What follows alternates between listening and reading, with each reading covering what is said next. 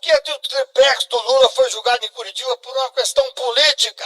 Aquilo que interessava ao senhor Sérgio Moro. A Comissão de Fiscalização Financeira e Controle realizou uma sessão para comemorar os 10 anos da Lava Jato. No entanto, durante essa sessão, o advogado Antônio Carlos de Almeida Castro, o famoso Cacai, que já foi flagrado de xoxa no STF, surtou, atacou e mentiu na comissão. Olá, eu sou Ricardo Reman e seja bem-vindo ao canal Simplesmente Fatos. É impressionante ver como ele não apenas gritou, mentiu e atacou aqueles que lutaram contra a corrupção no país, mas também cometeu um erro ao confessar que o triplex do Guarujá realmente pertencia a Lula. Obviamente que essa revelação não surpreendeu ninguém. E para apimentar ainda mais essa sessão, ele foi desmascarado por Deltan Dallagnol e pela ex-ministra do Superior Tribunal de Justiça, STJ, a doutora Eliane Calmon Alves. Veja o vídeo. A nossa Operação Lava Jato, na verdade, era um projeto de poder. Um projeto de poder, nada mais do que isso. Ninguém pode enfrentar a corrupção fazendo corrupção. Ninguém pode enfrentar a corrupção rasgando a Constituição da República. O ministro Gilmar Mendes deu uma definição exemplar sobre o que significa a Operação Lava Jato depois de tanto tempo. O maior escândalo judicial da nossa história. A Operação Lava Jato, nas palavras do ministro Gilmar Mendes, e olha que eu falei isso durante 13 anos, 12 anos correndo no Brasil, 8 anos já depois que esses procuradores da República, da Força Tarefa, coordenados por um juiz federal, o que é crime? Coordenados por um juiz federal, eles se sentiam semideus. Eles acreditaram na imprensa que os tornou semideuses e heróis da pátria, por serem indigentes intelectuais, absolutamente despreparados intelectualmente. Se tivessem lido Brecht, teriam visto que está lá, triste do país que precisa de heróis. Ou se tivesse lido Fernando Pessoa, no poema Linha Reto, que fale, arre, estou farto de semideuses, onde é que há homens no mundo? Eles acreditaram que eram Deus e semideus e atropelaram a Constituição e os direitos e garantias constitucionais. Essa é a definição hoje, depois de tantos anos da Lava Jato. O ministro Gilmar Mendes, ele diz que, infelizmente, a Operação Lava Jato, coordenada por um juiz que tinha os seus procuradores adestrados, isso hoje não tem dúvida disso, está comprovado. Ele disse que terminou como uma organização criminosa. Olha como é grave.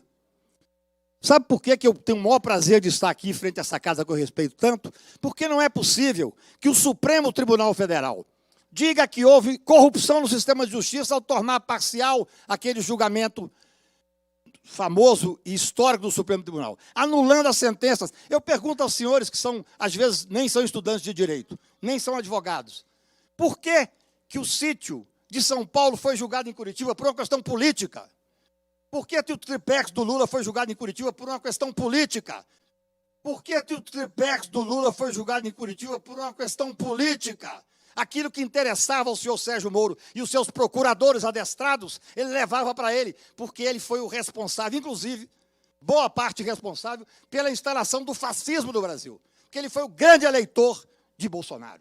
Ao prender o Lula, que era o único que estava na frente de Bolsonaro naquele momento, manter o Lula preso 580 dias, e depois aceitar, numa definição clássica que qualquer menino de primeiro ano do direito sabe disso, a definição clássica de corrupção. Ele pegou o ato de ofício, prendeu o Lula, e depois, ainda com a toga nos ombros, teve a disfarçatez de aceitar ser ministro da Justiça daquele que ele tinha conseguido eleger. Isso é um escândalo, isso é um escárnio. Felizmente, a história está mostrando quem era esse grupo que coordenava a organização. Eu nem vou falar do prejuízo que deu para o Brasil, porque teremos várias pessoas que viram aqui para fazer esse enfrentamento. O meu curto espaço de tempo será para fazer o enfrentamento daquilo que, para mim, é o mais importante. Um grupo apoiado pela grande mídia, ainda temos aí as viúvas da Lava Jato frequentemente na grande mídia, um grupo que acabou com a reputação de muitas pessoas sérias do Brasil, que fez o enfrentamento. Eu fui advogado de mais de 20 pessoas na Operação Lava Jato. É humilhante. O que eles fizeram com o Instituto da Delação Premiada, qualquer advogado sabe disso, foi um estupro no Instituto. É interessante observar a visão de cada um sobre o mesmo acontecimento. As narrativas que se fazem a partir de ilações, a partir de pré-julgamentos, a partir de ideias, muitas vezes pautadas na verdade, e muitas vezes pautadas em uma imaginação maior. Eu quero dizer que, como profissional da área jurídica, eu fui juíza de um tribunal superior e eu tive em minhas mãos muitas operações difíceis envolvendo pessoas de importância social, de importância política, porque, como ministra do Superior Tribunal de Justiça, estava a julgar desembargadores, governadores de Estado e membros do Tribunal de Contas. E eu verifiquei, in loco, a dificuldade que nós tínhamos como julgadoras de manter um processo dessas autoridades. O que se diz é que o juiz Sérgio Moro ele terminou sendo um juiz absoluto, porque foi assambarcando todos os processos que existiam no Brasil. Ora, tudo começou com a investigação em um posto de gasolina e chegou-se a quem? A um doleiro. E a partir daí, quando a Polícia Federal começou a investigar, ele se deparou com uma cadeia de outros crimes que estavam conectados com este. Disse também que havia uma politização por parte do Ministério Público e do próprio juiz que dirigia o processo em conduzir a Lava Jato. Ora, todo poder tem um exercício de política, política de gerir, política de governar, política de direcionar, de forma que o juiz, quando dirige um processo, ele o faz numa política técnica. E, naturalmente, que esta politização feita é no sentido de dizer como eu vou conduzir este processo. E, desta forma, o juiz tem de se entender com quem? Com o Ministério Público. Porque um dos pecados que é debitado ao Sérgio Moro é dizer que ele se aliava aos membros do Ministério Público. Ora, um juiz que está na defesa da sua atividade jurisdicional e que está trabalhando com advogados de defesa e com os membros do Ministério Público que representam o Estado e que são os autores da ação, naturalmente que tem de se debruçar sobre ambos.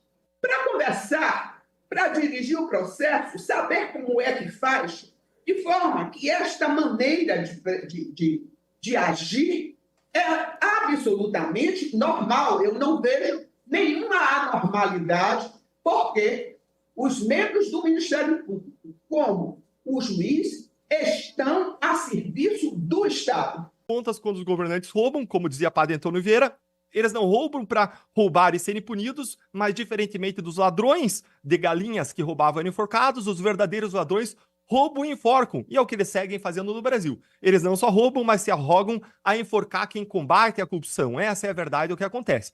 Então, essa era a situação que existia prévia à Lava Jato. Então veio a Lava Jato como um grande movimento de procuradores com a sociedade, buscando combater a corrupção como nunca aconteceu no Brasil, por meio de estratégias inovadoras aplicadas dentro da lei, usando toda a força da lei. Estratégia inovadora calcada em 4 pilares. Primeiro, acordos de colaboração premiada feitos em série, sempre como um começo de investigação, nunca como um final de investigação. Acordos de leniência que traziam informações de provas e crimes. A partir daí eram feitos rastreamentos internacionais, com o uso aí do segundo pilar, que eram as cooperações internacionais. Mais ainda se aplicou uma estratégia de fases em série. Foi a primeira operação aí a passar de 5, 6, 7 fases. Hoje a gente não vê uma operação passando de 2, 3 fases do combate à corrupção. Quando tenta alguma coisa, é enterrada, por exemplo, na mesa do ministro Gilmar Mendes, com uma decisão que decreta sigilo do enterramento das investigações de um grande e poderoso, um presidente da Câmara, Arthur Lira, usando um argumento frágil, para não dizer absolutamente equivocado, para ficar sendo muito tênue agora que me cassaram a minha imunidade sobre palavras, opiniões e votos, senão eu poderia falar de modo muito mais franco e muito mais verdadeiro o que está acontecendo na cúpula dos poderes em Brasília. E, por fim, a gente tem ainda um quarto pilar de uma nova estratégia de comunicação que foi empregada com absoluta transparência enquanto a gente vê aí os processos sigilosos, sem acesso a advogados há mais de um ano. Acredito que o advogado devia estar reclamando disso também no começo, mas eu peguei só um pedaço da fala, então não pude pegar a fala completa do advogado OAB, devia estar reclamando da falta de acesso aos autos, diferente da Lava Jato, que tudo era aberto, franco, com publicidade, os advogados tinham acesso a tudo e se empregou aí uma nova estratégia de comunicação, dando acesso a todos para que as pessoas pudessem saber o que estava acontecendo e para revelar o grande monstro da corrupção brasileira. Como resultado, mais de 100 pessoas mais de 100 denúncias foram oferecidas contra mais de 500 pessoas, houve mais de 250 condenações, houve mais de 2.500 anos de prisão nas condenações, fizemos acordos de recuperação de mais de 15 bilhões de reais, que com as multas da Receita Federal ultrapassa 25 bilhões de reais. E aí, é claro, depois dessa grande ação contra aquele status quo de corrupção, contra aquele mar de corrupção, veio uma reação, com uma onda que vai e volta, só que na volta vieram 3 ondas, não veio uma onda só.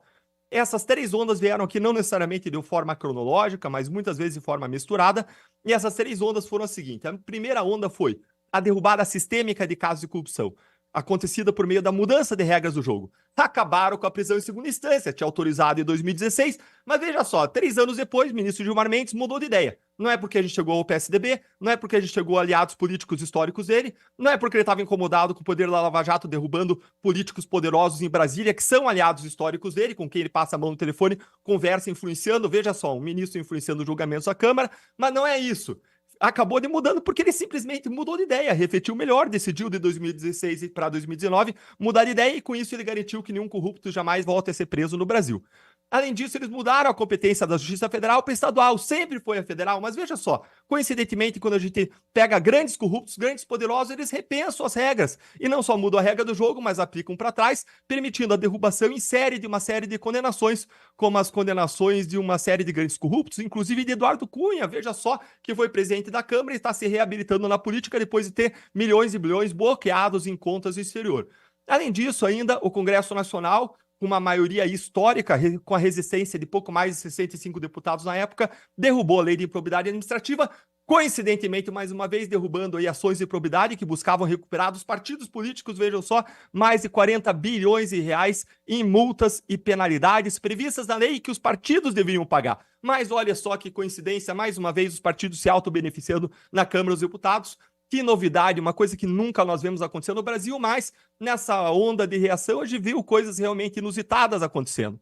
Uma segunda onda de reação foi a perseguição. A gente vive no país dos 2 Sérgios. Um Sérgio Cabral, livre, leve e solto. Outro Sérgio Moro respondendo pelo crime muito grave de piadinha de festa junina, que não seria um crime grave, mas como envolveu o ministro Gilmar Mendes, e no Brasil hoje vive da carteirada, vive de olha com quem você está falando, está respondendo por um crime de piadinha de festa junina perante o Supremo Tribunal Federal. Nós vimos ainda o Marcelo Bretas ser afastado. Nunca seria afastado um juiz competente e dedicado como ele, mas veja só, ele combateu a corrupção no Brasil, então ele precisa ser afastado. Da mesma forma como Eduardo Elhage, procurador-coordenador da Lava Jato do Rio de Janeiro, precisa ser punido com a pena de demissão, convertido em suspensão. Por quê? Qual foi o crime dele? Ah, meu amigo, se ele tivesse desviado milhões e milhões do exterior, estava tudo bem, mas ele cometeu o grave crime de dar divulgação uma denúncia pública, como prevê a Constituição. E quando você mexe com gente poderosa, especialmente de um partido do Centrão, como o PMDB, que sempre tem seus tentáculos no poder, e o Eduardo Elhage tem que ser punido de modo exemplar para que ninguém mais ouse combater os poderosos do Brasil.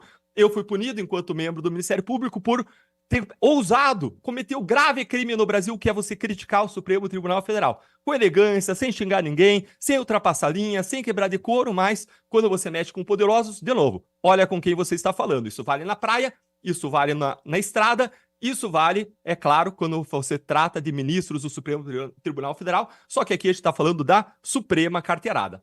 É lamentável ver como as coisas estão de cabeça para baixo em nosso velho Brasil. Situações como essa nos fazem refletir sobre a importância da transparência, da ética e da justiça em nosso país, que foi jogado na lata do lixo.